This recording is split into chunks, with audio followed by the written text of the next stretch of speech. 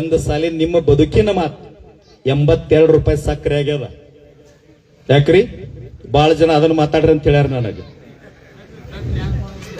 ಅದನ್ನ ಹೇಳಕತ್ತೀನಿ ಅಜ್ಜ, ನಿನ್ನ ಮೀಸಿ ಬೆಳೆದಂಗೆಲ್ಲ ರೇಟ್ ಬೆಳೆದ ರೈತ ಭಾರಿ ಉದ್ದಾರ ಆಕ್ಕಾನ. ಏನ್ ಮಾಡೋದು?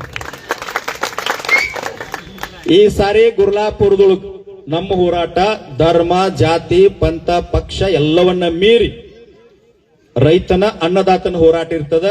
ನಿಮ್ಮೆಲ್ಲರ ಕಾಲಿಗೆ ಬಿದ್ದು ಬೇಡ್ಕೊಳ್ತೀನಿ, ಇಲ್ಲಿ ಏನ್ ಕೂಡಿರಲ್ಲ, ಸಾವಿರ ಜನ ಕರ್ಕೊಂಡು ಬರ್ರಿ. ನಾವೊಂದು ಟನ್ ಕಬ್ಬಿಗೆ ಬಿಲ್ ಎಷ್ಟು ಕೇಳೋರದೀವಿ ಅಂದ್ರ 6,500 ರೂಪಾಯಿ ಕೊಡ್ಬೇಕಂತ ಕೇಳೋರದು.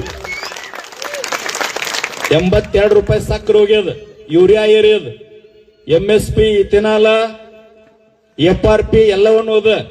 ಈಗ ಮುಂದಿನ ತಿಂಗಳು 23ನೇ ತಾರೀಕು ಕೇಂದ್ರದ ಸಚಿವರಾಗಿರ್ತಕ್ಕಂಥ ಪ್ರಹ್ಲಾದ್ ಜೋಶಿ ಅವ್ರ ಮನೆಗೆ ಸನ್ಮಾನ್ಯ ಚುನಪ್ಪ ಪೂಜಾರಿ ನಮ್ಮೆಲ್ಲ ರೈತ ಮುಖಂಡರ ನೇತೃತ್ವದೊಳಗ 1 ಲಕ್ಷ ರೈತರನ್ನ ತಗೊಂಡು ಅವ್ರ ಮನೆಗೆ ಮುತ್ತಿಗೆ ಹಾಕೋದೇವಿ. ಯಾಕ?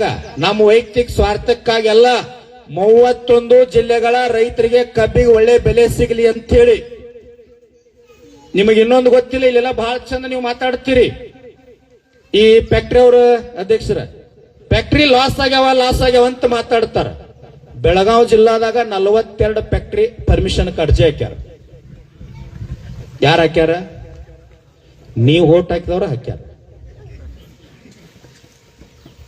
ಯಾಕ್ರಿ ಸಾಹೇಬ್ರ? ರೈತ ಉದ್ದಾರ ಆಗಂದ್ರೆ ಹೆಂಗ ಅನ್ನೋದು? ಫ್ಯಾಕ್ಟ್ರಿ ನುಕ್ಸಾನ್ ಹಾಕವ್ರಿ, 50 ರೂಪಾಯಿ ಕೊಡಂಗಿಲ್ಲ, ಫ್ಯಾಕ್ಟ್ರಿ ಬಂದ್ ಮಾಡ್ತೀವಿ, ನಾವು ಫ್ಯಾಕ್ಟ್ರಿ ಚಾಲೂ ಮಾಡಂಗಿಲ್ಲ. ಹೋದ ವರ್ಷ ಗುರ್ಲಾಪುರ ಹೋರಾಟ ಚಲೋ ಆದಾಗ ಹೇಳಿದವ್ರು. ಇನ್ನೊಂದು ಫ್ಯಾಕ್ಟ್ರಿ ಕಟ್ತೀವಿ ಅಂತ ಅರ್ಜಿ ಹಾಕ್ಯಾರ ಸರ್ಕಾರಕ್ಕ. ಆದ್ರೆ ಎಷ್ಟು ಲಾಭ ಅದ ಅದರಿಂದ? Ethanol, biogas, sugar, by product ಎಲ್ಲ ಆಗಿ 1 ಟನ್ನಿಗೆ 18,000 ರೂಪಾಯಿ ಲಾಭ ಐತೆ ಅವ್ರಿಗೆ. ನಿಮಗೆ 300 ರೂಪಾಯಿ ಕೊಡಕ್ 9 ದಿನ road Mack ಕುಣಿಸ್ಯಾರ.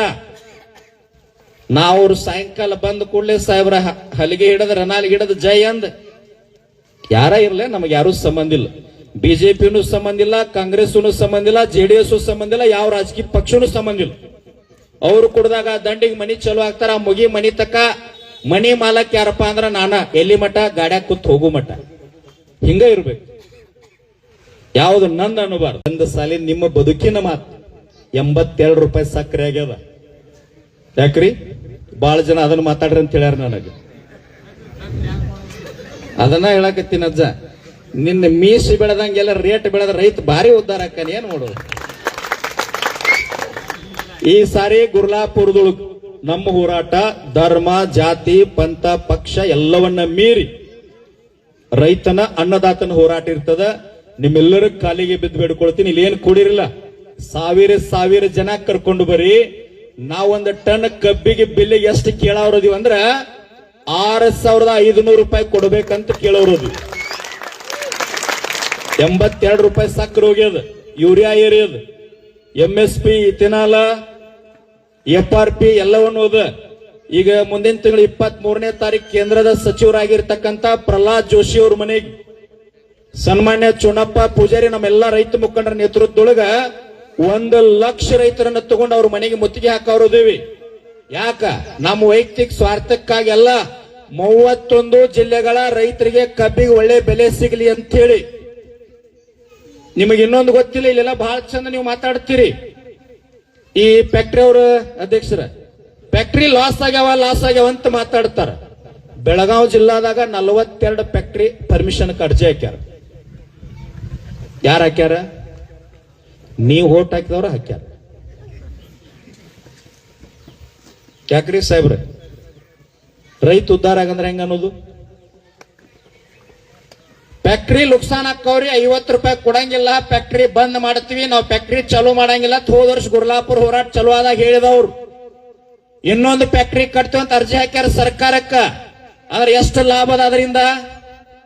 Ethanol, biogas, sugar, by product ಎಲ್ಲ ಆಗಿ 1 ಟನ್ನಿಗೆ 18,000 ರೂಪಾಯಿ ಲಾಭ ಐತೆ ಅವ್ರಿಗೆ. ನಿಮಗೆ 300 ರೂಪಾಯಿ ಕೊಡಕ್ 9 ದಿನ ರೋಡ್ ಮ್ಯಾಕ್ ಕುಣಿಸ್ಯಾರ. ನಾವು ಸಾಯಂಕಾಲ ಬಂದ ಕೂಡಲೇ ಸಾಹೇಬ್ರ ಹಲಿಗೆ ಹಿಡದ ರನಾಲಿಗೆ ಹಿಡದ ಜೈ ಅಂದ್ ಯಾರ ಇರ್ಲಿ, ನಮಗೆ ಯಾರು ಸಂಬಂಧ ಇಲ್ಲ. ಬಿಜೆಪಿನೂ ಸಂಬಂಧ ಇಲ್ಲ, ಕಾಂಗ್ರೆಸ್ನು ಸಂಬಂಧ ಇಲ್ಲ, JDS ಸಂಬಂಧ ಇಲ್ಲ, ಯಾವ ರಾಜಕೀಯ ಪಕ್ಷನೂ ಸಂಬಂಧ ಇಲ್ಲ. ಅವ್ರು ಕುಡ್ದಾಗ ದಂಡಿಗೆ ಮನಿ ಚಲೋ ಆಗ್ತಾರ. ಆ ಮುಗಿ ಮನಿ ತಕ್ಕ ಮನಿ ಮಾಲಕ್ ಯಾರಪ್ಪ ಅಂದ್ರ ನಾನ, ಎಲ್ಲಿ ಮಠ ಗಾಡ್ಯಾಗ ಕೂತ್ ಹೋಗು ಮಠ. ಹಿಂಗ ಇರ್ಬೇಕು, ಯಾವ್ದು ನಂದ್ ಅನ್ನಬಾರ್ದು.